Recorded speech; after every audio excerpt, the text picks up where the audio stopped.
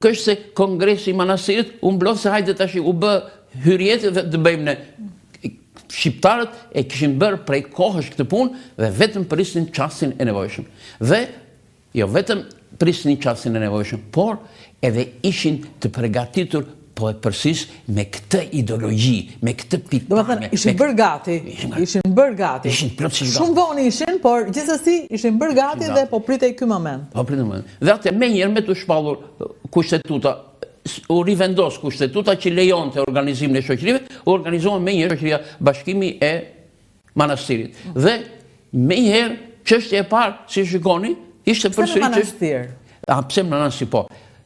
Duhet pasur parasysh, kur bëjmë arsëtimet e sotme, edhe në histori nga njëherë, edhe studentëve në zënëse duhet të shpjeguar që nuk ka qenë Shqipëria kështu më vitin 1900. Shqipëria ishte e coptuar në vilajete osmane, dhe këto vilajete osmane ishin përvijuar në hartë në